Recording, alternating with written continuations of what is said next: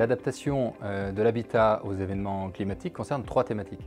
La première concerne l'étude de sol et en particulier l'AG2 Pro. Les problématiques de retrait et gonflement d'argile ont mis en lumière cette notion de prévention pour la construction de maisons individuelles qui passe par une meilleure connaissance du sol sur lequel reposent les constructions. Cette prise de conscience et cette responsabilisation des maîtres d'ouvrage s'est aussi améliorée grâce à l'évolution des normes, des lois, de certains crédits immobiliers ou de l'assurance dommages ouvrages. Bref, tous les acteurs s'y sont mis et on peut dire aujourd'hui que le marché est en bonne voie d'assimilation de ces notions d'études de sol pour les clients et les assureurs. Pour autant, il faut continuer dans la voie de cette prévention car rien n'est acquis et nous sommes, nous agents généraux, acteurs de terrain parmi les mieux placés pour continuer à sensibiliser les maîtres d'ouvrage et les clients sur ce thème. La deuxième thématique est celle du photovoltaïque, sujet également d'actualité mais qui rencontre cette fois d'autres problématiques. D'un côté, nous avons une demande qui s'accélère. Alors nous avions déjà connu, à la fin des années 2000, une augmentation, mais elle était plus liée à une politique plutôt généreuse de l'État en la matière.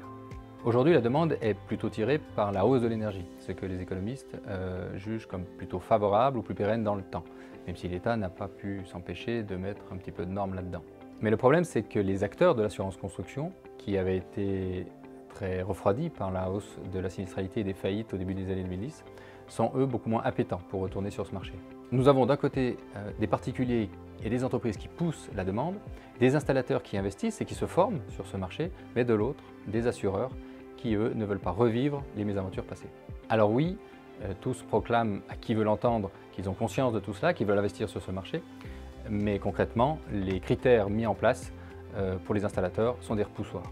Au mieux, un parcours du combattant pour la souscription de contrats et qui va nécessiter par la suite un effort monumental au niveau administratif dans le temps, au pire, un refus catégorique. Et le problème de la sinistralité du photovoltaïque, c'est qu'il contamine également d'autres assurances, comme l'assurance habitation, car le fait d'avoir des panneaux sur le toit devient très aggravant, voire problématique pour les particuliers, au vu de l'augmentation de leur cotisation d'assurance. Bref, nous sommes dans une situation où la demande est présente, mais les acteurs de l'assurance frileux sur ce sujet. La dernière thématique est celle des matériaux biosourcés et matériaux de réemploi. Les particuliers n'ont pas attendu un énième rapport du GIEC pour se pencher sur les matériaux biosourcés comme la laine de chanvre ou la laine de bois. Mais ce qui ne pose pas de problème lorsque l'on parle de scies isolants devient plus problématique lorsque l'on parle de béton de chanvre ou d'isolation en paille.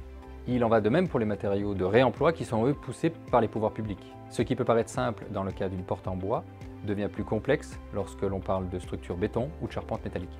Nous avons là une équation très difficile à résoudre avec d'un côté des pouvoirs publics, des particuliers, des entreprises et des installateurs qui poussent pour le développement de ces nouveaux matériaux et de l'autre des assureurs qui opposent une fin de non-recevoir en stipulant que tout ce qui n'est pas de technique courante ne peut pas être garanti par l'assurance décennale. Donc il est impératif que tous ces acteurs se mettent autour de la table pour que ce marché puisse se développer.